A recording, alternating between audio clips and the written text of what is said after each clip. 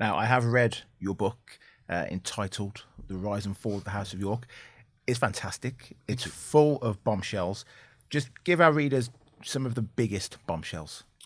Well, I think the thing that surprised me most was that the Queen was protecting Andrew. Every time people brought complaints to her, she sent them away, including complaints not just from senior diplomats, but also people from the intelligence services. So this was a sort of, I wouldn't say it was a giant conspiracy, but basically she had this blind spot with Andrew. I think clearly his activities in Kazakhstan and Azerbaijan, the sort of bribes he was taking, the commission he was earning, 3.85 million to introduce a Greek water firm into Kazakhstan, for example, the way that people were taking on these trips from his daughters to his sort of business associates, David and Jonathan Rowlands. I think clearly the sexual escapades, again, very, very brazen. So his private secretary would ask a diplomat to say, on a trip, he likes blondes. And the diplomat would say, well, I'm a diplomat, I'm not a pimp.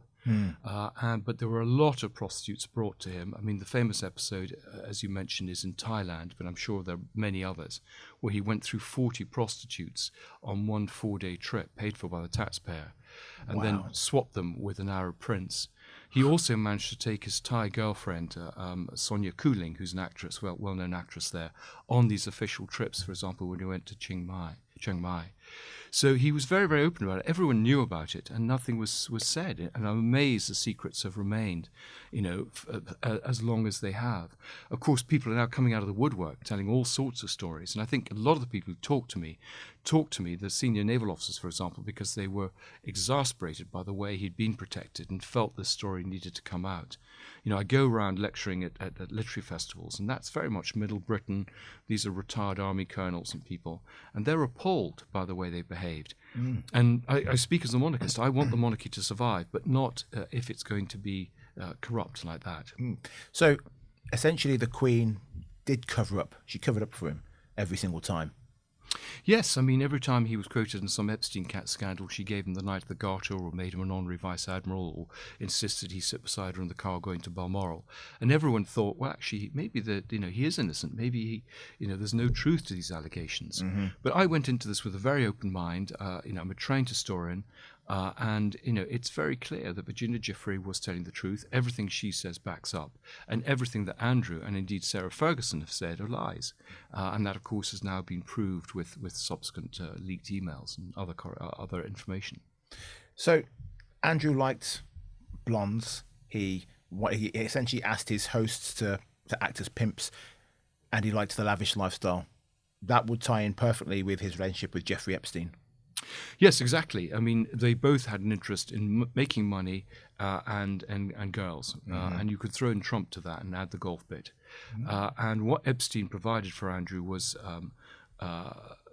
basically contact with these girls. He paid off Fergie's debts, and he gave him some useful contacts. And for Epstein, Andrew provided respectability, pictures of him at Balmoral, and also, again, some useful contacts he got from his time as a taxpayer-funded special representative.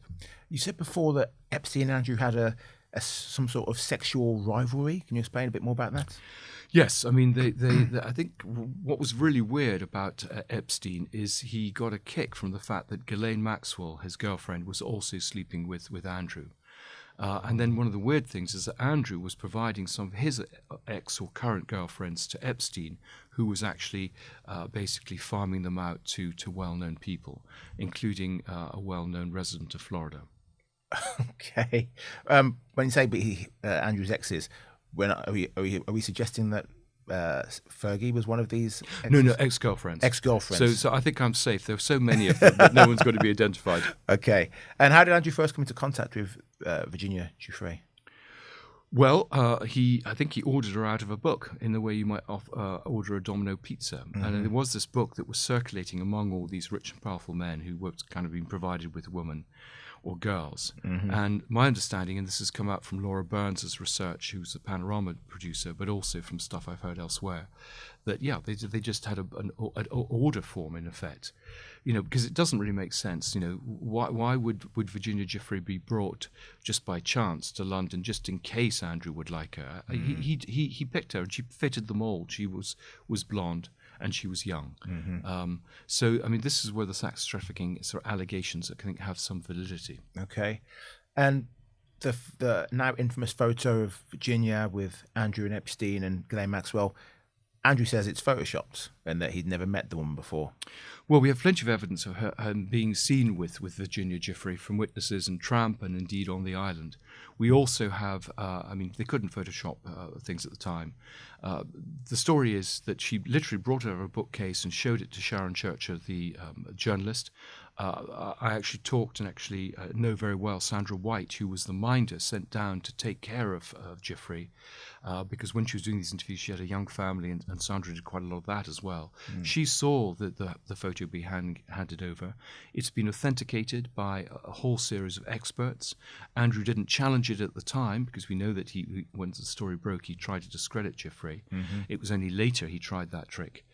We know also that it's got the date stamp, everything fits with everything that she said.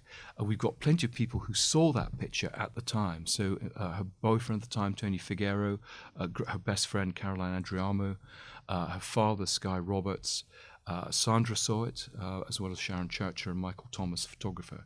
There's absolutely no doubt that it's absolutely authentic. Now, if Andrew was going on these essentially state-sponsored trips around the world, acting in these disgusting ways, surely foreign intelligence officers must have huge amounts of dirt and evidence about him.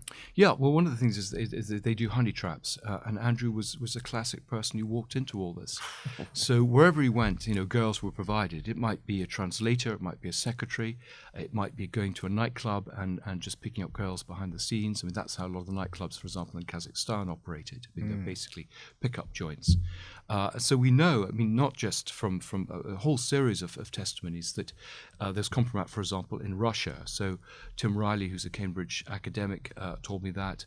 We know that there's a policeman called Mark Dugan who was given some of the videos that Epstein used to take of people that he was basically putting out. He had cameras all over his houses. So Andrew was filmed in the Epstein properties. Some of this stuff was given to Mark Dugan, a Palm Beach police officer, by the investigators because they were worried that it would be suppressed in America. And Mark Dugan, for some reason, took that to Russia and is now in the hands of Putin. But we know Libyan Mossad, intelligence services, Mossad, everyone has compromat on Andrew. Now, whether they've tried to exert some pressure on him, we just don't know. I mean, strictly the pictures haven't emerged, though I suspect they will at some stage. We've got the material which the Senate Oversight Committee is looking at the moment. They're redacting the names of the victims for privacy issues, but whether they will remove some of this material is not clear. I mean, they've taken out the material relating to Trump, and there may be, I suspect, other Republican donors who've gone. But I think there'll be a lot of new names emerging once the Senate is able to release this material.